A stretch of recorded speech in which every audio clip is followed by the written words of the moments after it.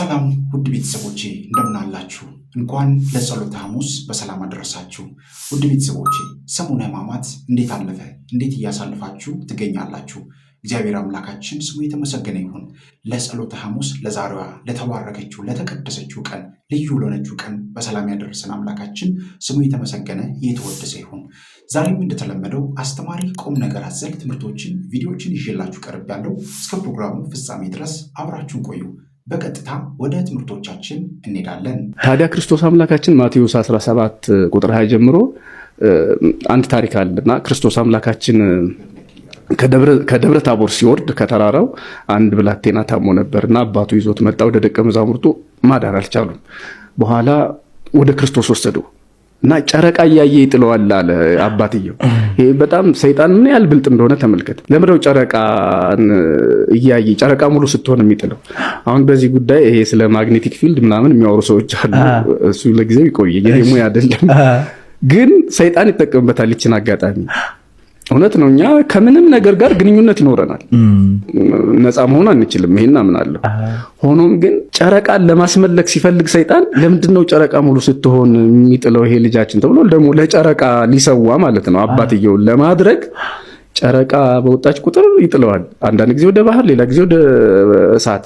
እንደውም ማርቆስ ምዕራፍ 9 ደግሞ ዲዳ ሰይጣን ይለዋል። ዲዳ ሰይጣን ማለት መናገር የማይችል ሰይጣን በሰው ላይ ሲያድር ሰውየውም ዲዳ ይሆናል ያደረበት ሰው እና ጌታችን ኢየሱስ ክርስቶስ ገስጾ አስወጣው። በኋላ ደቀ መዛሙርቱ እኛ ለምን ነው ይሄን ማድረግ ያልቻልን ሲሉት ይሄ ወገን በጾም በጸሎት ካልሆነ ከሰው አይወጣም አላቸው። ስለዚህ በሰው ላይ ያደረን ርኩስ መንፈስ በእኛ ላይ ይሄ ተስፋ ቢስ የሚያደርገውን ስሜት የሚለዋውጠውን ይሄ ደስታ የሚያርቀውን ተስፋ ቢስ በማድረግ ብዙዎቹን የጎዳውን ሰይጣን ክፉ ሐሳብ ማውጣትና ነቅሎ መጣል የሚቻለው ከጾም ውጭ በሌላ ኃይል አይደለም። ስለዚህ በሰው ላይ ጥለን እኮ ይችላል ሰይጣን። መሬት ለመሬት ላይ ያንደባልለን ይችላል። እብድ አድርጎ ቤት ላይ ያኖረን ይችላል። ነገር ግን ተስፋ ቢስ ማድረግም ሌላው የሰይጣን ትልቁ ጦርነት ነው። እንዴት ነው ይሄን ማውጣት የምንችለው? ወኔ ቢስ የሚያደርገውን ተስፋ ቢስ የሚያደርገውን ዓላማ ቢስ የሚያደርገውን ሰይጣን እንዴት ነው የምናወጣው? ይሄ ፍቅረ እግዚአብሔር የሌለው መንፈሳዊ ሕይወት የሌለው አይነት ሕይወትን እንድንኖር የሚያደርገን ሰይጣን በምን እናወጣዋለን ያል እንደሆነ ይሄ ወገን በጾም በጸሎት ካልሆነ ከሰው አይወጣም። አሁን ከሰው የሚወጣው በጾም በጸሎት ነው። ስለዚህ ጾሙ ጸልዩ ማለቱ ነው። በሌላ አነጋገር ወደ ሀገር የሚገርመኝ ዮሐንስ ራዕይ ምዕራፍ 18 ላይ አለ እና ቁጥር 2 ላይ ወድቀት ባቢሎን አባይ ሀገር ወኮነት ማይደረ ለአጋንንት፣ ታላቂቱ ባቢሎን ወደቀች አጋንንት ማደሪያ ሆነች ይላል እና ይህን የቤተክርስቲያን ሊቃውንት ሲተረጉሙት ባቢሎን እንዴት ወደቀች? እግዚአብሔርን ረስታ እንዴት ያጋንንት ማደሪያ ሆነች? ይሄማ እንዴት ሆነ ብለው ሲያብራሩት መጀመሪያ እግዚአብሔርን ረሳች፣ ሰላም አጣች። ሰላም ስታጣ ጦርነት መጣባት። ጦርነት ሲመጣ ደም መፍሰስ አለ። ደም በፈሰሰበት ቦታ ደባስ የሚባል ሰይጣን ያድራል ይላሉ እና ይሄ ትርጓሚው ላይ ያለ ካለው ነገር ደባስ በርግጥ የሰው ስምም አውቃለሁ እንደዛ ግን ለሰው ሲሆን ጠባቂ፣ ዳባሼ፣ ደጋፊ፣ ረዳቴ እንደማለት ነው ለሰው ሲሆን። ለሰይጣኑ ሲሆን ግን ሌላ ነው ትርጉሙ። ደም የሚወድ ሰይጣን ማለት ነው። ደም ወዳጅ፣ የሰው ደም፣ የበግ ደም አይደለም፣ የከብት ደም፣ በቃ ጦርነትን የሚወድ ማለት ነው። ሰላም የሚጨንቀው ጦርነት የሚያስደስተው ትውልድ የሚያመጣ ሰይጣን ነው ይሄ ማለት። በሰላም እየከሰረ በጦርነት የሚያተርፍ አይነት ሐሳብን የሚያመጣ ሰይጣን ነውና እንግዲህ ሰው ቢታመም ምን ታረጋለህ? ሰው ሰይጣን አመመው ብለህ ብታስብ ምን ታረጋለህ? የምታረገው ነገር አስራህ ወደ ጠበል መውሰድ ነው ወይ መጸለይ ነው። በአባቶች ተጠምቆ ተባርኮ በመስቀሉ በምኑ እንዲድን ማድረግ ነው አይደለም? ግን ሀገር ራሱ ሰይጣን ሲጥላት ብታይ ምን ታረጋታለህ? እዚህ ጋር ግን ኢትዮጵያን የጣላት አይመስሎትም? አንዳንድ ጊዜ ሀገራችን ላይ ተደጋግመው የሚነሱ ጦርነቶች እንዴ ያውም ዲዳ ሰይጣን ነው ያዛት። እኔ እንደዛ ነው ይቅርታ ለቃሉ ያ እዚህ ማርቆስ 9 ላይ ያልኩ ዲዳ ሰይጣን ማለት የማይናገር ይሰማል ግን አይናገርም። ይሄ ማለት ነው መጥፎ ነገርን እየሰበሰበ በመልካም ነገርን ግን የማይናገር ተነጋግሮ የማይግባባ አየው ዲዳ የሆነ በመነጋገር የማያምን በዱላ ብቻ ይሄ ዝም ብሎ ገና ከጥንት የጀመረን እንቅፋታችን አንዳንዴ ደጋግሞ መታን አይደለም? የጦርነት ታሪክ ጠዋት መታን እንቅፋቱ፣ ቀን ላይ መታን እንቅፋቱ፣ ማታም መታን እንቅፋቱ። ከዚህ በኋላ ድንጋዮች እኛ ነን እንጂ እንቅፋቱ አይደለም። አንድ ፕሮፌሰር ምን ይላሉ? የኛ ሀገር ሰው እኮ እንደው ጥፋቱን ላለመቀበል ይላሉ ሲሄድ እንቅፋት ይመታዋልና ወይኔ እንቅፋት መታኝ ብሎ ይበሳጫል አለ። እንዴ እንቅፋቱ እኮ አይን የለውም ማለት ነው። ሌላ ነገር አረ እንዳትመታኝ ሊለው አይችልም። አይተመራመድ ያለ አባቶቻችን የማርቆስ ወንጌልን የፈውስ መጽሐፍ ይሉታል እና በተደጋጋሚ ብዙ አይነት የፈውስ አካሄዶችን የምንመለከትበት የመጽሐፍ ቅዱስ ክፍል ነው። የመናፍስትን ውጊያ በደንብ እንድንረዳ ከሚያደርጉን የመጽሐፍ ቅዱስ ክፍሎች አንዱ የማርቆስ ወንጌል ነው። እንግዲህ በዚህ ወንጌል ላይ አሁን መምህራችን እንደተናገሩት በጣም በሚገርም ሁኔታ ይህ ወገን ከጾምና ከጸሎት ውጪ አይወጣም ይላል። ለእምነታችሁ ማለት ነው። ይህ ሰው ያልተፈወሰው የዚህ ሰው ጋኔን ማውጣት ያልቻላችሁት በእምነታችሁ ማነስ ነው። ይህም ብቻ አይደለም፣ ይህ መንፈስ የሚወጣው ይህ ወገን የሚወጣው በጾምና በጸሎት ነው ይላል። እኔ በጣም የምትገርመኝ ቃል አለች እዚህ ጋር ይህ ወገን ይላል። ይህ ወገን ማለት ውድ ቤተሰቦች እንግዲህ ወገን ማለት ቤተሰብ፣ ቅርብ ዘመድ እንደማለት ነው። አብሮን የሚኖር አብረን በጣም የተዛመድን የተቃረብን ቅርብ የሆኑ ሰዎች እንደማለት ነው። እና እንግዲህ ተመልከቱ ጌታችን መድኃኒታችን ኢየሱስ ክርስቶስ ሊነግረን እየፈለገ ያለው ምንድነው? አብሮን የሚኖር አብሮን የተወለደ የሚመለክ አብሮን ለዘመናት ከኛ ጋር የኖረ የዛር መንፈስ ለመኖሩ ምልክት እየሰጠን ነው ማለት ነው።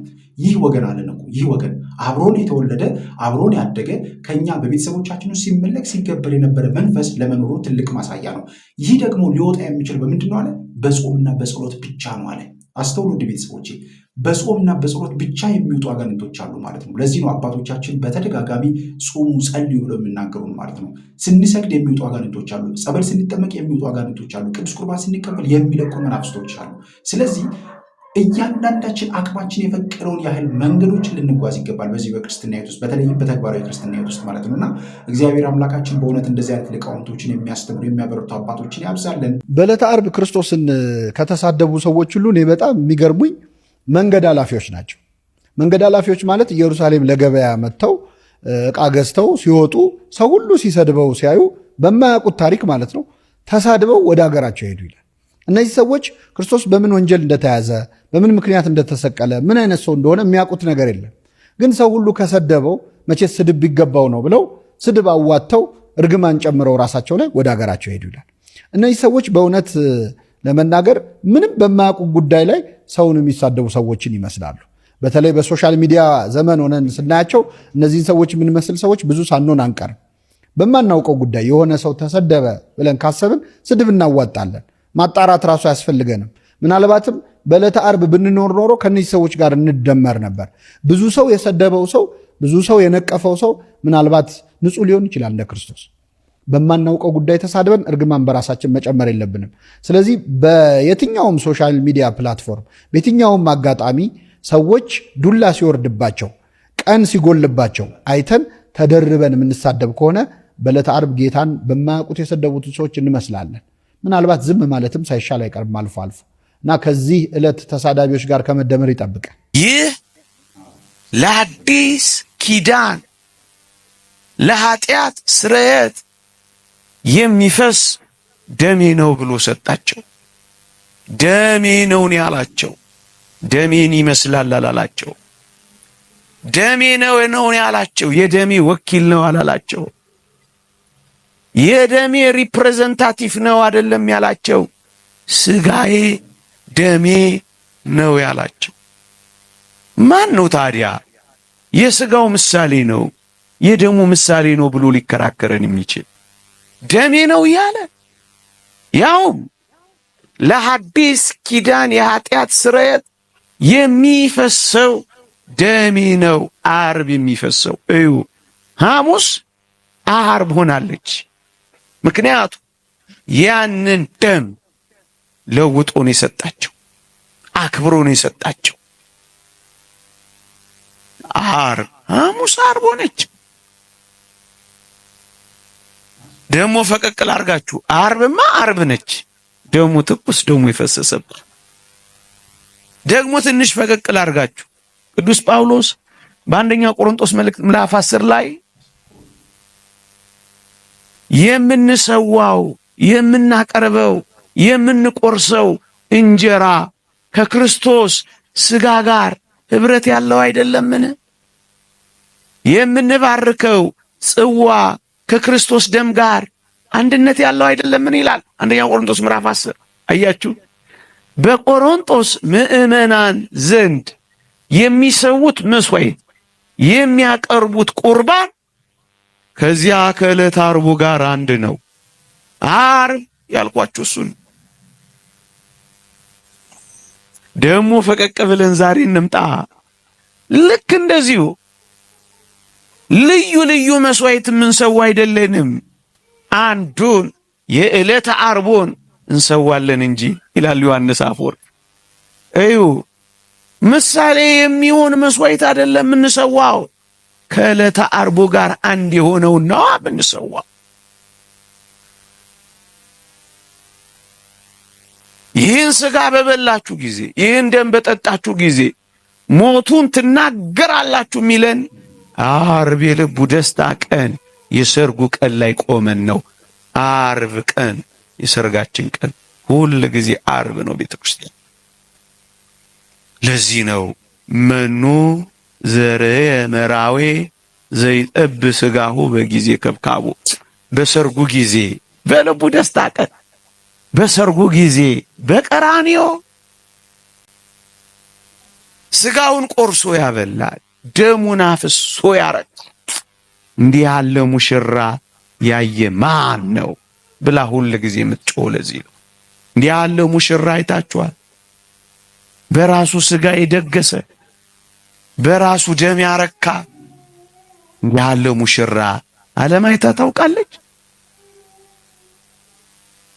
በነገራችን ላይ ዝማሬው ነው ይህን ትምህርት እንድቀይር ያደረገኝ። እውነት ነው። በቀይ ምንጣፍ ላይ የሚረማመዱ ሙሽሮች ድረናል፣ ኩለናል። እሰይ። በደም የጨቀየ ቀይ ሚስማር ላይ የተሞሸረ ሙሽራ ግን አይተናናው። በልቡ ደስታ ቀን በዕለተ ዓርብ በሰርጉ ቀን በእኛ ደስታ ቀን እንዲህ ያለ ሙሽራ አይታችሁ ታውቃላችሁ? ኑና እዩ፣ ውጡና ተመልከቱት። እንዲህ ያለ ሙሽራ የት ታገኛላችሁ መሰላችሁ? አበባ የተነሰነሰለት ሙሽራ ድረናል፣ ኩለናል። እሰይ ጥሩ ነው። ይሄ ሙሽራ ግን አበባ የተነሰነሰለት ሙሽራ አይደለም። እና ምንድን ነው ካላችሁ አበባው ተራገፈና እሾኩ ተተከለበታል። እንዲህ ያለ ሙሽራ አይታችሁ ታውቃላችሁ? በሾህ አክሊል ያጌጠ ሙሽራ አይታችሁ ታውቃላችሁ? ንጉሥ ሰሎሞን አክሊል ደፍቷል። ንጉሡ ክርስቶስ የሾህ አክሊል ተጎናጽፏል በሰርጉ ቀን። እንዲህ ያለ ሙሽራ አፋልጉኝ ነው የምትላችሁ ቤተ ክርስቲያን። ለሚያስተምሩን ለሚገስጹን ለአባቶቻችን ለወንድሞቻችን እግዚአብሔር አምላካችን በእውነት ረጅም ዕድሜን ያድልልን። እንግዲህ ውድ ቤተሰቦች ሁላችንም ልንበረታ ልንጠነከር ይገባል። ይህንን ትምህርት ለብዙ ሰዎች ሼር ማድረጋችሁን በጭራሽ እንዳትረሱ። Good. Calm. The brain feels less cluttered. I don't know if you guys understand that. አይምሮ በጣም እኔም ያው ከእስራኤል ነው የመጣው እንግሊዝኛ ፍሉዌንሲ I don't speak but አይምሮ በቃ ተፍታቷል። ያው ጭንቀት የነበረውን ተፍታታለት። ነፃነት ተሰማማል። Do you feel free now? Yes. በጣም ታስቸግር ነበር እኮ። You are very difficult to handle you. Yeah. Tell me about it. Yeah. I feel free in here. My stomach feels የተፈታ ነገር ይሰማኛል። ከዚህ በፊት በጣም ሲያጨናንቀው ነበረ። ከዚህ በፊት በጣም በቃ ማይንዱ ሬስት አይደለም። ሁሉ ጊዜ ያስባል፣ ይሄዳል፣ ይወጣል፣ ከሰው ጋር ያጣለዋል። ብዙ ግጭት ነበረው እና አውቃለሁኝ አንድ ነገር አለኝ ከውስጥ ሲል ነበረ። አውቃለሁ ሲል በቃ መቁጠሪያ ሰጠሁትኝ። ሰገድ 21 ጧትም ማታም እያልኩኝ አስተማርኩትኝ እንዴት እንደሚሰገድ የእርሶን ለሰን እያየሁኝ ይናይ ነበረ። እናጠናለን ካንድ ላይ እና እግዚአብሔር ይመስገን የሆነ ተፈታተናል። አይገርምሽም ታዲያ? በጣም ይገርማል። ግን እግዚአብሔር ትልቅ ማሪ ነውና እንግዲህ እናመሰግናለን። ብዙ ጊዜ ነጮች የሚታመሙ እና እንደዚህ በመናፍስት የሚያዙ አይመስለንም። አብዛኛው የሚገርም ነገር መጀመሪያ ሳሳየው ይሄን ቪዲዮ ማለት ነው ሰዎች ሲፈወሱና ሲፈቱ አይ እነዚህ ዝም ብለው አክተርስ ናቸው ሲል ነበረ እና ኋላ እኔ ምን አልኩትኝ አዎ እንደዚህ ታደርጋለህ እንዳልኩትኝ ትናንት እንደሱ ሆኖ ተፈታ እግዚአብሔር ይመስገን አክተሩ በሪል የሆነ የመናፍስት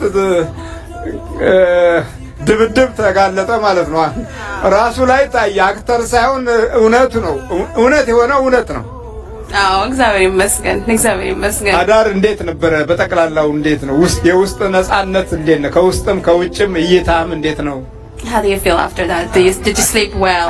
I slept well, yes, very well. ጊዜ ጥሩ ሆኜ አደርኩኝ ብዙ ጊዜ ጥሩ ሆኜ አልተኛም ነበር እምነትህ ምን ነበር What was your belief? Yeah, of course, Christianity. I'm Greek, so yeah, I'm Orthodox Greek. Orthodox Greek? Yeah, Greek. አባቶች ጥሩ ይጸልዩ ነበሩ ያንተ አባት እናት Are your family, your parents used to go to the church and pray? Yes. On a daily basis? Like how often?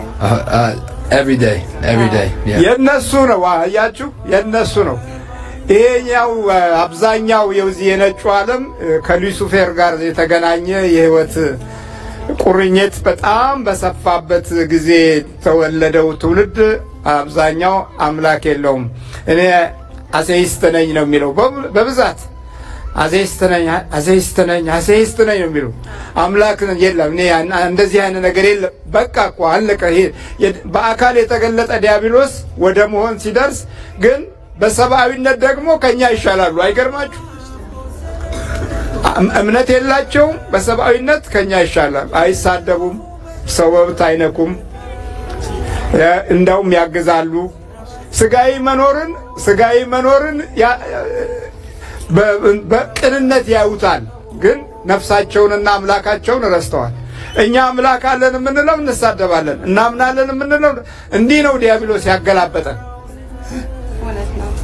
እውነት ነው አባት እውነት ነው በጣም ይከብዳል ህይወት በጣም ያጨናንቃል ብዙ ፈተና አለ በህይወትና አንድ እግዚአብሔርን ካመነን ወይ ደግሞ ጋይድ የሚያደርጉን ጓደኞች ካገኘነ ቤተሰብ ካለነ በቃ ምንም ነገር የማይሆን ነገር የለም በያምናለሁ ብዙ ጓደኞች እንደዚህ የማያምኑ አሉ ግን ሲያዩ በቃ ልክ እንደ ጨዋታ ይመስላቸዋልና ወደ እግዚአብሔር ደግሞ ሲቀርቡ ሐሳባቸው መለወጥ ይጀምራልኝ በዚህ ማመን ይጀምራሉ እና ለአሌክስ የሆነው ነገር በጣም ትልቅ ተአምር ነው አሁን ከዚህ በኋላ ምን ታደርጋለህ What is your next plan? To continue to pray to heal to continue to ግን የመንፈስ ጉዳት እንዴት ነው ብለህ የምትገምተው So how do you describe the spiritual and less painful and stress that you had before that? How do you describe it? What I had before? Yes. What I had before is spiritually. Every time I would try to progress in life, people would come in my life. I would make money. I would start to feel sick, like I couldn't continue. I want to go to the gym and get back in shape. I go for 1 week, and then I get a really bad headache for like 3 days. I have to go to the hospital. The doctors don't. I have my stomach would come out like this and get swollen. My relationships with people, I would act crazy like I usually wouldn't act. I would try to pray. My brain would be blocked. I couldn't speak to God. Like something would come in and I would just kind of stare at the ground. So I feel that relief, and it's still going to take time to continue, but I feel a relief in my stomach and in my thinking, my brain. So the experience now, we will see as things move forward. ከዚህ በፊት በቃ ልጸልይ ስል ስራም ይጎዳኛል ስራ ቦታ ይጎዳኛል ሪሌሽንሺፕ ይጎዳኛል ከቤተሰብ ጋር ረፍት በጣም የለም ይሄን ማራለሁኝ በየቁጭ በየልማር ስል ራሴ ይዘጋዋልኝ ሐሳቤን ይዘጋዋል ልጸልይ ስልም አፌን ይዘጋዋል ወደሞ ሐሳቤን ይዘጋዋልኝ እና ምንም ነገር ፕሮግሬስ ለመቅደም ስትሞክር በቃ ወደ ኋላ የሚጎተኝ ነገር አለ እንዳልስተዳደር እንዳልቀደም የሚያደርገኝ አለ እና አሁንም በቃ ማለቱ አይደለም ተፈታሁኝ ጨረስኩ ማለት አይደለም መበርታት አለብኝ መጸለይ አለብኝ ነው paranoia. You say that, yeah. ብዙ ግን ሐሳብ ነበረው ብዙ ሐሳብ ግሞሽ ሐሳብ ነበሩትኝ በቃ በኋላ የሚከተሉትኝ አይነት ሐሳቦች በጣም ነበሩትኝ ሰዎች ለመጉዳት እሱን የሚፈልጉትኝ ይመስለው ነበር እና ይህ ሁሉ ጠፍቷልኝ እግዚአብሔር ይመስገን ያሾከሽኳል ብዙዎቹ አሁን እዚህ ሀገር ያለው ትውልድ አብዛኛው አሾክሻኪው መንፈስ እያደመጠው ውስጡን ይቀበለዋል ከዛ በኋላ ነው አደጋዎች የሚፈጠሩት ወይ ደበደባል ወይ ወደ ባህር ይገባል ወይ ወደ ውቅያኖስ ይጠልቃል አለያም መኪና ውስጥ ራሱን አፍኖ ይሞታል በተለያየ አይነት አሟሟት እንዲሞት ይጋብዘዋል ይሄ የጠላት የተደበቀና የተሰወረ ምስጢራዊ የሴራው አንዱ ክፍል ነው እንግዲህ ውድ ቤተሰቦች ሁሌም ቢሆን መረዳትና ማወቅ ያለብን ጉዳይ ዲያብሎስ እኛ ወደፊት እንዳንሄድ እንዳንለወጥ እንዳንቀየር በጤናችን ሰላም እንዳይኖረን በትዳር ሕይወታችን መልካም ነገር እንዳይኖረን በየጊዜው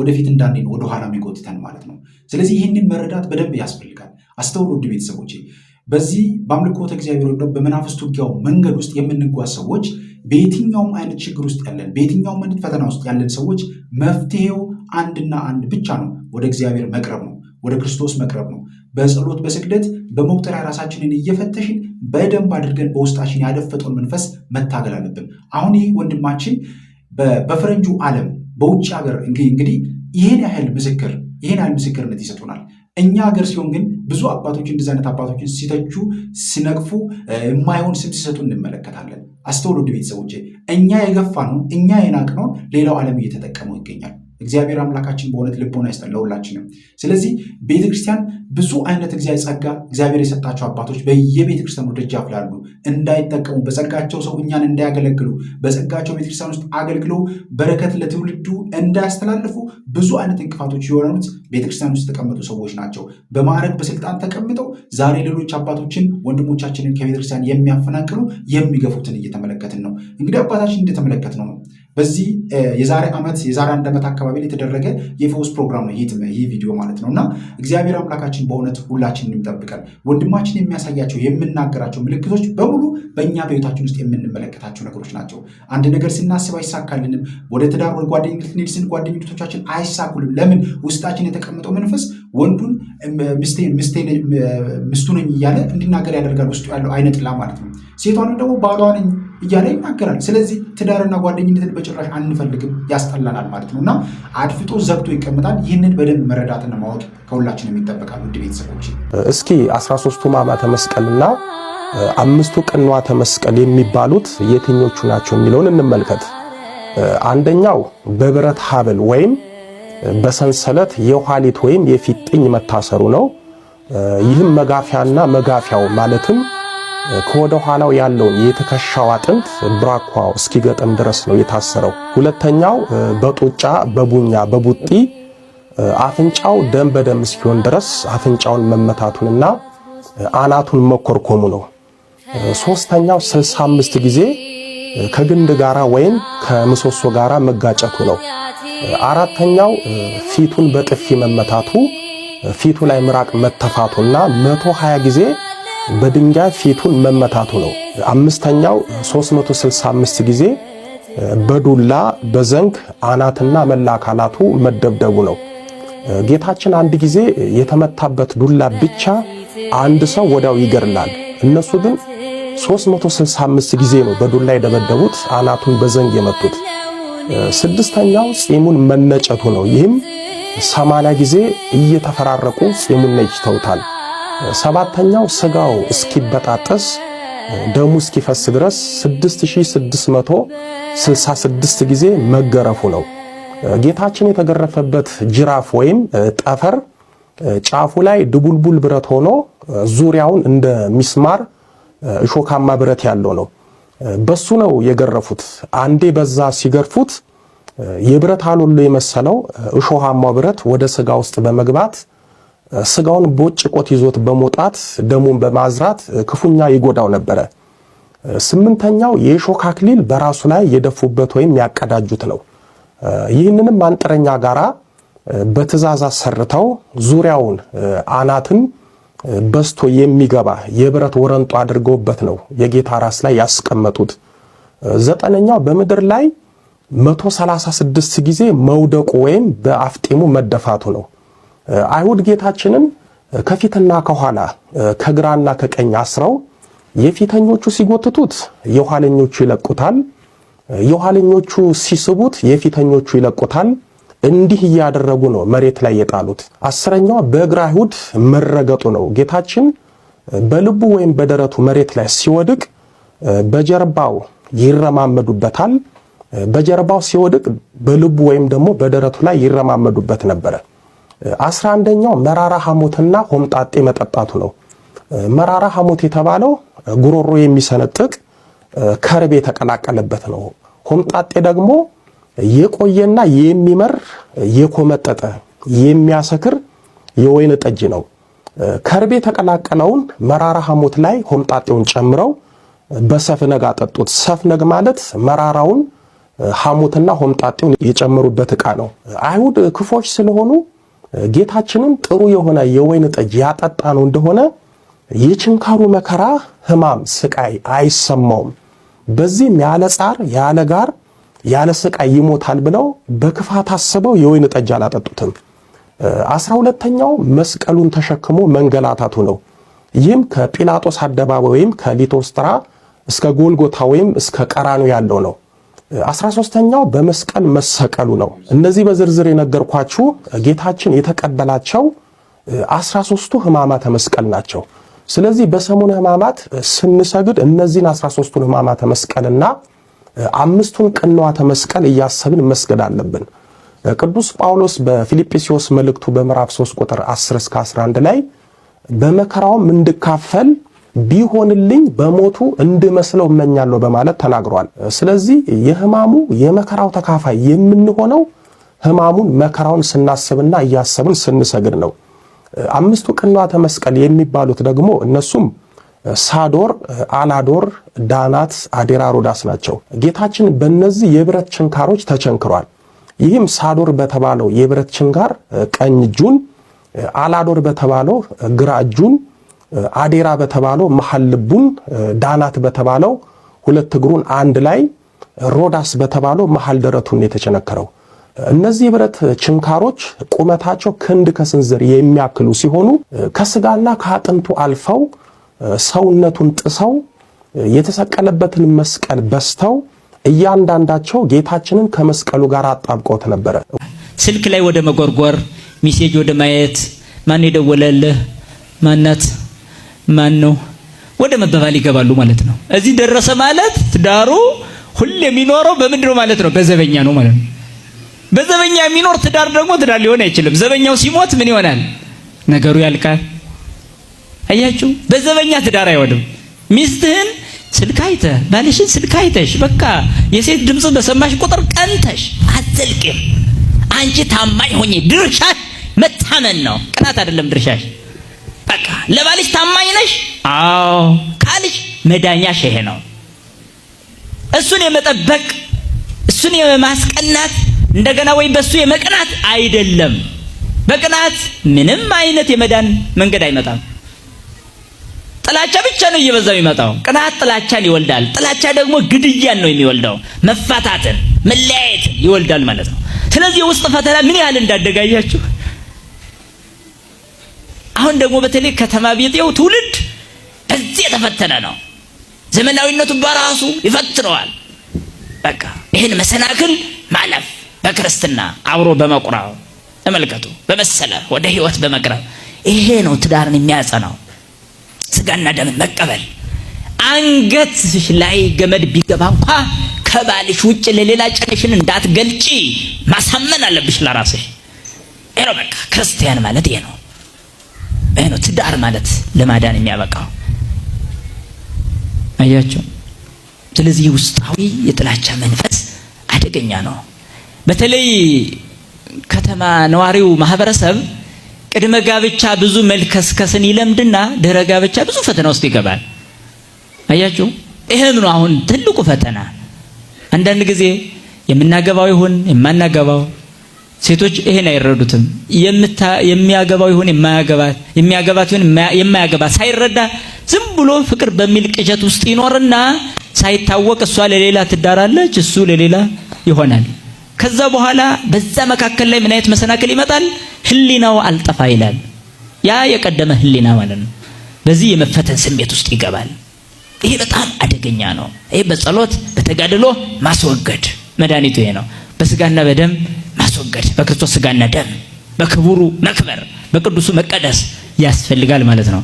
ስለዚህ ነው ውስጣዊ መሰናክልን ማለፍ። ስለዚህ የዘላለምን ድህነት መረዳት፣ ዓላማን መረዳት፣ ውስጣዊና ውጫዊ መሰናክሎችን ማለፍ፣ ከዛ በኋላ በምስጢራት መምራት። በቃ ትዳር በምስጢራት መመራት አለበት። የንስሐ ህይወት፣ የቁርባን ህይወት ይህን ምስጢራት ናቸው። በእነዚህ ትዳሩ መመራት አለበት። ታዲያ በእንደዚህ አይነት የሚመራ ትዳር የልጆች አስተዳደጉ ምን ይሆናል ማለት ነው? በቃ በሚተማመኑ ባልና ሚስት፣ በሚቆርቡ ባልና ሚስት፣ በሚፋቀሩ ባልና ሚስት የሚመጡ ልጆች በቃ አለቀ። ቤታቸው ውስጥ ትምህርት ቤት አለ ማለት ነው። በቀላሉ ማለት ነው።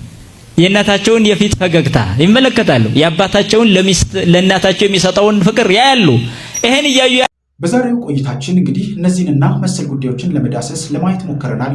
እንግዲህ በቀጣይ ደግሞ በሌሎች ርዕሰ ጉዳዮች በሌሎች ቪዲዮዎች እስከምንገናኝ ድረስ የቅዱሳን አምላክ ከሁላችን ጋር ይሁን። በሀገር ውስጥም ከሀገር ውጭም ያላችሁ ኢትዮጵያውያን፣ ኤርትራውያን ቤተሰቦቼ ሰላም እግዚአብሔር ከሁላችሁ ጋር ይሁን። ይህንን ሰሙነ ሕማማት እግዚአብሔር አምላካችን የበረከት የሰላም የፍቅር ያደርግልን።